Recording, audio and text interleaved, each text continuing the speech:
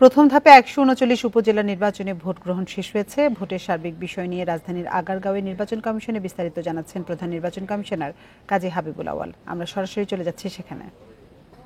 আমাদের দায়িত্ব পালনের ক্ষেত্রে প্রশাসন, পুলিশ, আইন শৃঙ্খলা রক্ষাকারী বাহিনী যথেষ্ট সতর্ক ছিলেন এবং দায়িত্ব পালনে তৎপর ছিলেন এবং তাদের পেশাদারিত্বের সাথে তারা দায়িত্ব পালন করেছেন এবং সে কারণেও আইন শৃঙ্খলা পরিস্থিতি যথেষ্ট ভালোই ছিল।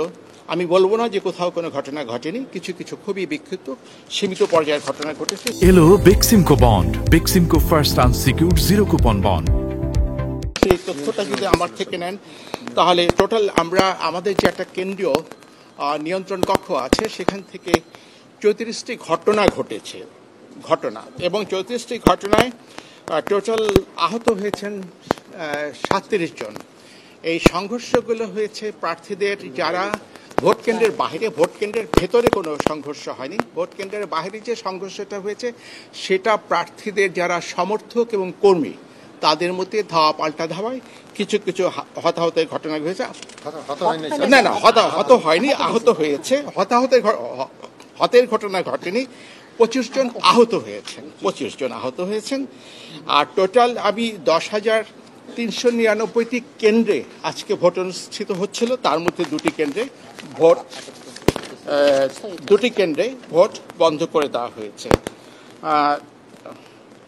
যেটা আমি বলেছি এই এতটুকুই, কিন্তু মোটামুটিভাবে নির্বাচনটা শান্তিপূর্ণভাবেই হয়েছে, যেটা আগেই বলেছি, পুনর্ব্যক্ত করলাম, বিক্ষিপ্ত 2-4টি ঘটনা ছাড়া। নির্বাচন শান্তিপূর্ণভাবে হয়েছে।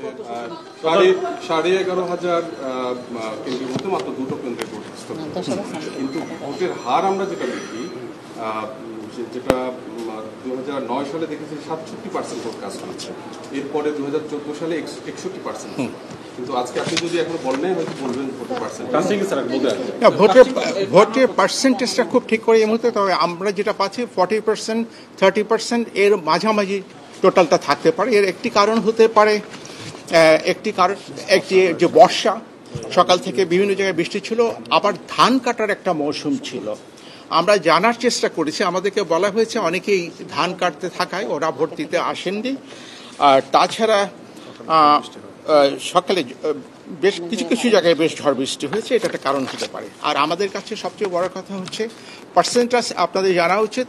আমাদের যে first pass the post system, যেটাকে মেজরিটেরিয়ান সিস্টেম বলে, এখানে 2% ভোট আর 60% ভোটার বেশি আসলে সেটা অবশ্যই উৎসাহব্যঞ্জক।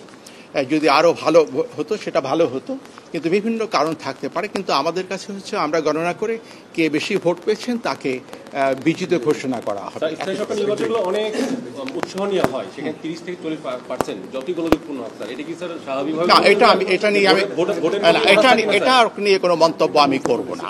এটা আমার না, এটা বিশ্লেষণ করে কোনো আপনাদেরকে কোনো মতামত ব্যক্ত আমি এই বিষয়ে করবো না। এটা আমার বিষয় নয়। আমার বিষয় হচ্ছে ভোট হয়েছে কিনা, ভোটাররা আসছে কিনা, ওরা ভোট দিতে পেরেছেন কিনা, কোথায় কি অনিয়ম হলো, তারপরে গণনার পরে এখনো গণনা হয়নি, এখনো কিছু সময় বাকি আছে, কোনো রকম সংঘর্ষ সংঘাত পরে হয় কিনা, যেটা অনেক সময় হয়, কিন্তু সেটা আমরা বলতে পারি না আপনাদেরকে।